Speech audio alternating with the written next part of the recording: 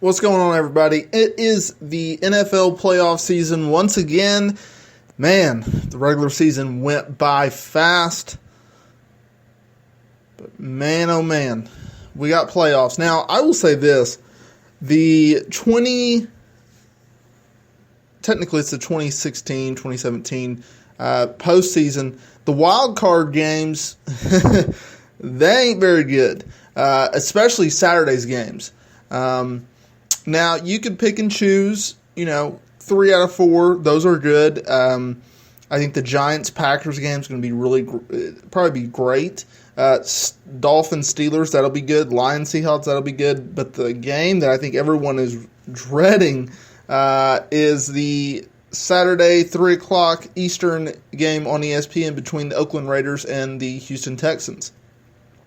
Derek Carr broke his leg in Week 16, and Tom Savage has been out. Matt McGloin, he suffered a shoulder injury on Sunday's game, and then Tom Savage for the Houston Texans, he came in Week 16 to replace Brock Osweiler, and in Week 17 he sustained a concussion.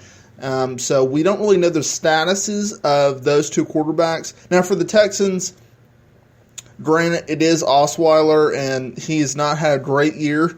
But at least with the Houston Texans, you kind of know what you have. But with the Raiders, if McGloin is not going to be able to play, then who is going to be that third guy? I don't know the third-string quarterback for that team, but I don't think many people do. I know that they signed a quarterback from their practice squad, and I know he's practicing this week. McGloin should play, and I think if he does, I think the Raiders do have a shot.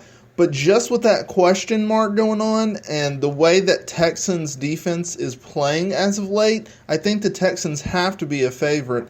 Even though the Raiders have been great all year long, I mean they're 12-4 and they're no doubt one of the best teams in the AFC. That quarterback is just a question mark. Now, if they had Derek Carr, then obviously they would be a huge favorite and they would probably win that game and they would probably go far in the postseason. But just with that quarterback question, you got to favor the Texans. Up next is the final game on Saturday. It takes place at 7:15 Eastern Time on NBC. It takes place in Seattle. Of course, it is the Detroit Lions taking on the Seattle Seahawks. Now, while Matthew Stafford has had no doubt an arguable MVP season, the defense has been suspect. It's really an offensive-driven team, and you really do have to go with the Seahawks. They're at home. They're former Super Bowl champions. They still have a great defense. Their offense, you never know if they're going to show up week to week, but as of late and as seen in the past, as the season goes on, the Seahawks, they just rally. And especially around the postseason, they're usually on fire, so you have to give them that favor, especially in Seattle. I don't know many people that would be picking against them, so I'm going to go with the Seahawks. And before I get into Sunday's game, I just want to give out some scores. Now, I'm not very good at picking scores here, but I'm just going to throw it out here since this is a prediction audio recording. I'll go Texans 17-13, and then Seahawks 34-21. Sunday, you have the Miami Dolphins traveling up to Pittsburgh to take on the Steelers at 12 o'clock Eastern on CBS, and this should be a really fun game.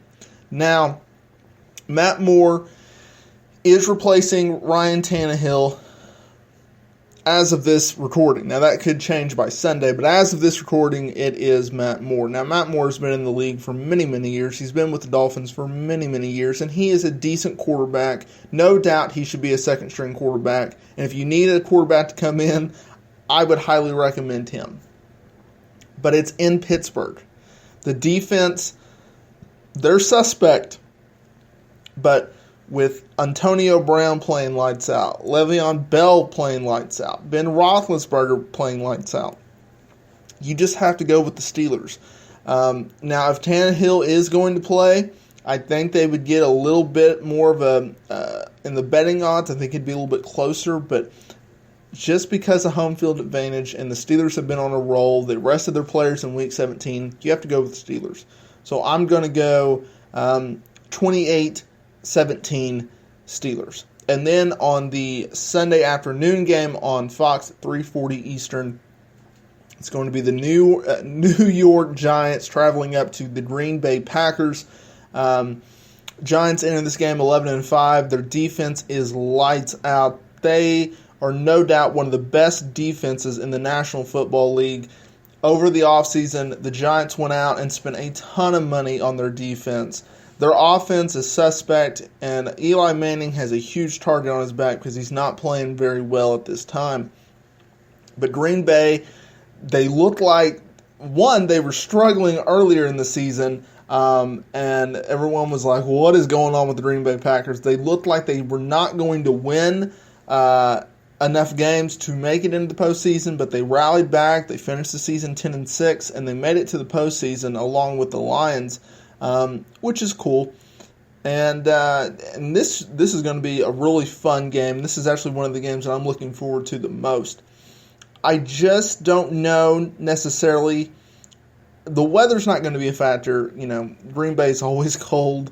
Giants have went up to Green Bay twice in 2007 as well as 2011. They went up there and beat the Packers in Green Bay in the playoffs. So no doubt they can go up there and beat them. And, you know, if the Giants defense can shut down Aaron Rodgers, who has been on fire as of late, then obviously they have a great chance. But I just don't have faith in Eli Manning to get it done, and I have the Packers going over. Oh, I think this is going to be a high-scoring game. The Giants' defense, I want to say 45, but I think that's given too much to the Giants. You know what? I'm going to go really close. I think it's going to be I'll say it, 24-27 game. Packers win a late game field goal. That's what I think happened. Let me know what y'all think in the comments area below, and I will be back next week to run down these wild card games as well as give my divisional picks. And until next time, take care.